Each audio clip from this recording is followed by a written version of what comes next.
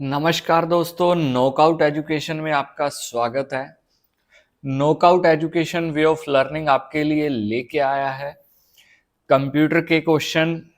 Computer पूरा शुरू से लेके एंड तक छोटे छोटे टॉपिक वाइज हम आपके कवर करेंगे, जिसके अंदर आज हम जनरेशन ऑफ कंप्यूटर डिस्कस करेंगे। कंप्यूटर एक ऐसा सब्जेक्ट बन गया इन दिनों जो हर कॉम्पिटिटिव एग्जाम के अंदर बहुत ज़्यादा संख्या के अंदर इसके क्वेश्चन पूछे जा रहे हैं। तो सबसे पहला जो बेसिक टॉपिक है जनरेशन ऑफ कंप्यूटर, वो हम डिस्कस करेंगे। बात करें जनरेशन ऑफ कंप्यूटर क्या है। जनरेशन ऑफ कंप्यूटर की बात करें तो जनरेशन क्या होती है कि जैसे जैसे जो कंप्यूटर है उसका विकास हुआ, यानी कि कंप्यूटर सबसे पहले कैसा था, बाद में कैसा बना धीरे धीरे। और आज जो आप कंप्यूटर देख रहे हो, क्या ये पहले दिन से ही ऐसा बन गया था? तो ऐसा नहीं है। इसका जो विकास है वो 5 जनरेशन के अंदर डिवाइडेड है। ठीक है, first generation, second generation, third generation, fourth and fifth. Fifth को फ्यूचर जनरेशन भी कहते हैं। ठीक है, तो सबसे पहले हम बात कर लें, ये इसका टाइम पीरियड है। ये जो इसका टाइम पीरियड है, ये कुछ किताबों में आपको अलग मिलेगा, कुछ के अंदर अलग मिलेगा, बट ऑन एंड एवरेज ये जो टाइम पीरियड है यही है। 1940 से लेके 50 तक फर्स्ट जनरेशन थी, 50 से 60 तक सेकंड, ठीक है, 60 से 70 तक थर्ड, 70 से लेके अब तक फोर्थ है, और प्रेजेंट से लेके फ्यूचर तक फिफ्थ जनरेशन। ठीक है, जो मेन चीज, सबसे जो इम्पोर्टेंट चीज है जनरेशन ऑफ कंप्यूटर के अंदर, वो है इवॉल्विंग हार्डवेयर। हार्डवेयर के अंदर क्या यूज किया जाता था? जो फर्स्ट जनरेशन के कंप्यूटर थे उसके अंदर वैक्यूम ट्यूब यूज होती थी, वैक्यूम ट्यूब बेस्ड थे। सेकंड जनरेशन ट्रांजिस्टर बेस्ड थी। Third generation integrated circuit based थी। और जो फोर्थ जनरेशन थी वो माइक्रो प्रोसेसर बेस्ड है। और जो फिफ्थ जनरेशन है वो एआई बेस्ड है। ठीक है, अब एआई कोई हार्डवेयर नहीं है, इसी के अंदर माइक्रो प्रोसेसर यूज होता है, बट माइक्रो प्रोसेसर का टाइप अलग हो जाता है जो एआई को सपोर्ट करता है। ठीक है, अब हम एक एक करके जनरेशन के बारे में बात करेंगे। उससे पहले कुछ बेसिक टर्म्स है। सबसे पहले वैक्यूम ट्यूब। वैक्यूम ट्यूब क्या होती है? Vacuum tube have the functionality of controlling the flow of electron in a vacuum. Generally, it is used to switch amplifiers, radio and television. ठीक है, ये मोस्टली जो हमारे पुराने बड़े वाले टेलीविजन होते थे उसके अंदर होती थी। ट्रांजिस्टर क्या होता है? ये भी जो इलेक्ट्रिसिटी का फ्लो है उसको कंट्रोल करता है। और इंटीग्रेटेड सर्किट की बात करें तो ये सिलिकॉन चिप होती हैं। ठीक है, और circuit element like transistor, register, इनसे मिलके इंटीग्रेटेड एक सर्किट बन जाता है। और सिलिकॉन की बात आई है तो आप मुझे कमेंट बॉक्स में बताओगे कि भारत की सिलिकॉन सिटी कौन सी है, किस शहर को भारत की सिलिकॉन सिटी कहा जाता है। और नेक्स्ट आ जाता है माइक्रो प्रोसेसर। बिल्कुल छोटे छोटे एलिमेंट होते हैं। ठीक है, और सीपीयू के ऊपर जो मदरबोर्ड होता है उसके ऊपर इन्हें माइक्रो प्रोसेसर लगे होते हैं। और इंटीग्रेटेड सर्किट, जो सर्किट बोर्ड होता है उसके अंदर ये फ्लो का काम करते हैं। नेक्स्ट है CPU, central processing unit.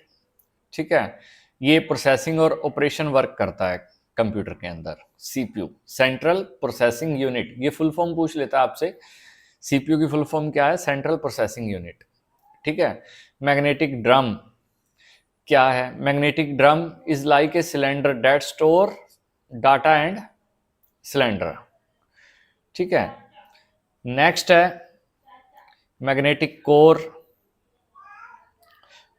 Machine language, memory, AI, ये आपको पता है। अब हम शुरू करते हैं कि जो फर्स्ट जनरेशन है उसके अंदर क्या होता था।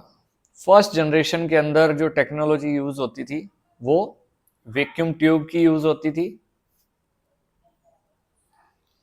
ठीक है, और वैक्यूम ट्यूब, इसका क्या प्लस माइनस था? वैक्यूम ट्यूब ऐसी थी, बहुत ज़्यादा इलेक्ट्रिसिटी कंज्यूम करती थी और बहुत ज़्यादा हीट प्रोड्यूस करती थी, और साइज के अंदर जो इसके कंप्यूटर थे फर्स्ट जनरेशन के, टू बल्की एंड लार्ज, बहुत बड़े बड़े होते थे, बहुत ज़्यादा स्पेस घेरते थे, पूरे पूरे होल के अंदर एक कंप्यूटर आता था। ठीक है, ये तो हो गए फर्स्ट जनरेशन के कंप्यूटर। ये आप देख सकते हो कि पूरे होल के अंदर ये कंप्यूटर आप देख रहे हो, कितना बड़ा बड़ा ये कंप्यूटर है। और ये इसके एग्जाम्पल आ गए फर्स्ट जनरेशन के, ENIAC, electronic numerical integrator and computer.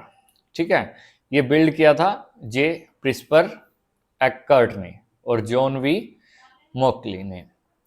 Next इसका एग्जांपल है फर्स्ट जनरेशन ऑफ कंप्यूटर का, एडवैक, EDVAC, electronic discrete variable automatic computer. ये वॉन न्यूमन ने डिजाइन किया था। और यूनिवैक, ये भी universal automatic computer was developed in 1952 bye एक्कर्ट और मोकली। नेक्स्ट है इसकी कैरेक्टरिस्टिक्स क्या होती हैं फर्स्ट जनरेशन ऑफ कंप्यूटर की। मेन जो इलेक्ट्रॉनिक कंपोनेंट है वो आपको मैंने बता ही दिया कि वैक्यूम ट्यूब होता है, और जो इसकी प्रोग्रामिंग लैंग्वेज होती थी वो मशीन लैंग्वेज होती थी, और जो इसकी मेमोरी के लिए यूज़ किया जाता था इसमें मैग्नेटिक टेप्स और मैग्नेटिक ड्रम्स का यूज़ किया जाता था। ठीक है, और जो इनपुट और आउटपुट डिवाइस है वो पेपर टेप और पंच्ड कार्ड होते थे। ठीक है, और स्पीड एंड साइज की बात करें तो इसकी जो स्पीड है बहुत स्लो, और साइज इसका बहुत ज़्यादा large, often taking up an entire room, पूरे रूम के अंदर आते थे फर्स्ट जनरेशन के कंप्यूटर। ये इसकी आप एग्जांपल है, इसका आप स्क्रीनशॉट ले लेना और इसको राइट डाउन भी कर सकते हो वीडियो को पॉज करके। नेक्स्ट है सेकंड जनरेशन कंप्यूटर।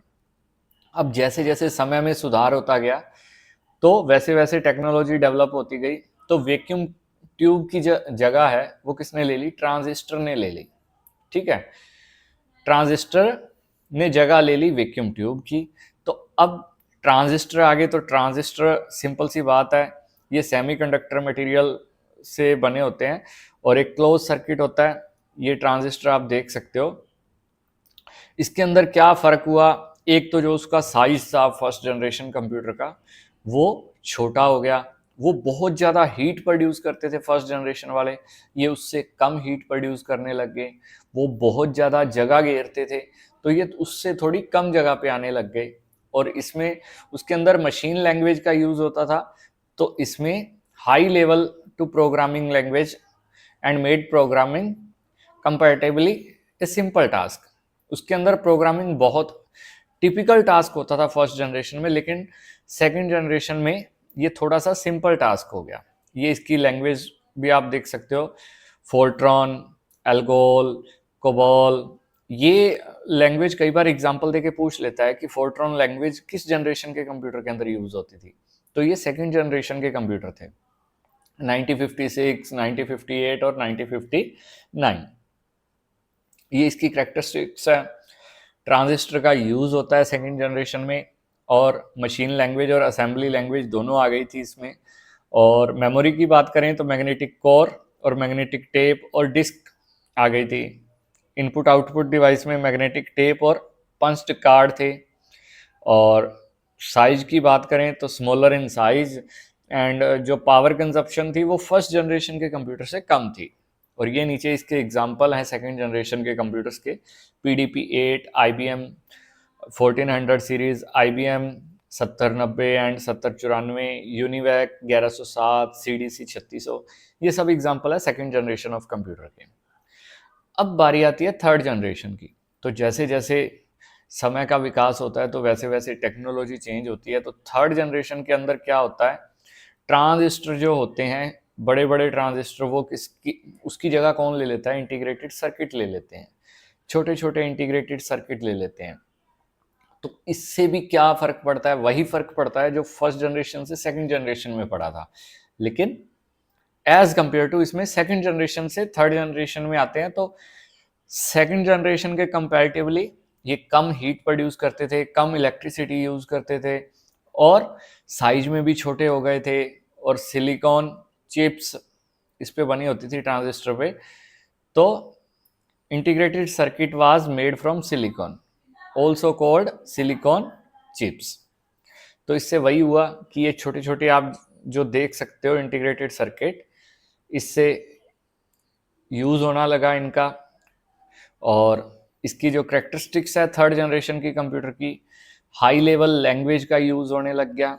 और इंटीग्रेटेड सर्किट इसका मेन इलेक्ट्रिक कंपोनेंट था, कम इलेक्ट्रिसिटी का यूज होता था और हीट प्रोड्यूस बहुत कम करते थे ये। और मेमोरी की बात करें तो लार्ज मैग्नेटिक कोर का यूज होने लग गया, और मैग्नेटिक टेप और डिस्क थर्ड जनरेशन में यूज होती थी। और इनपुट आउटपुट डिवाइस की बात करें तो मैग्नेटिक टेप, मॉनिटर और कीबोर्ड। कीबोर्ड अगर सबसे पहले पूछे तो कीबोर्ड थर्ड जनरेशन के कंप्यूटर में यूज होने लग गया था। प्रिंटर आ गए थे थर्ड जनरेशन के अंदर, और इसके एग्जांपल यही है, आप देख सकते हो IBM 360, IBM 370, PDP 11, NCR 395, B6500, UNIVAC 1108। ये सब एग्जांपल है किसके, थर्ड जनरेशन ऑफ कंप्यूटर के। नेक्स्ट है फोर्थ जनरेशन। अब फोर्थ जनरेशन क्या था, इन 1971 first micro processor was used the large scale of integration LSI circuit built on one chip called micro processors. यानी कि काफी बड़े स्केल के अंदर इंटीग्रेशन, मतलब सर्किट्स का इंटीग्रेट करके उनको छोटे छोटे छोटे करके उनको एक चिप पे यूज करना, वो क्या कहलाया, माइक्रो प्रोसेसर कहलवाया। और इस टेक्नोलॉजी का जो एडवांटेज क्या हुआ कि जो बड़े बड़े सर्किट बोर्ड बनते थे अब वो बिल्कुल छोटी सी जगह पे आने लग गए। उसके बाद जब माइक्रो प्रोसेसर का इन्वेंट हुआ, उसके बाद से ही जो आप आजकल के जो जितने भी गैजेट्स देख रहे हो वो बिल्कुल छोटे छोटे स्लिम साइज के अंदर आने शुरू हुए, बिल्कुल कम जगह पे आने शुरू हुए। ये फोर्थ जनरेशन के कंप्यूटर हैं, ठीक है। ये आप जो पिक्चर के अंदर आप देख सकते हो, ये क्या है, ये माइक्रो प्रोसेसर है। ये माइक्रो प्रोसेसर है जो हमारे कंप्यूटर के मदरबोर्ड के अंदर लगा होता है, ठीक है।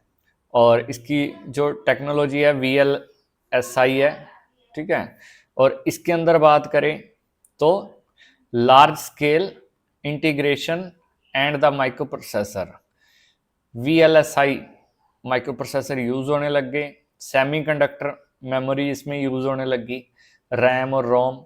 इनपुट आउटपुट डिवाइस की बात करें तो पॉइंटिंग डिवाइस आ गए थे, ऑप्टिकल स्कैनिंग आ गई, कीबोर्ड, मॉनिटर, प्रिंटर, ये सब गैजेट्स इनके साथ जुड़ने लग गए थे कंप्यूटर के साथ। और इसके एग्जांपल फोर्थ जनरेशन के IBM PC Star 100, Apple second, Apple Macintosh और अल्ट्रा 8800, ये सब एग्जांपल है किसके, फोर्थ जनरेशन ऑफ कंप्यूटर के।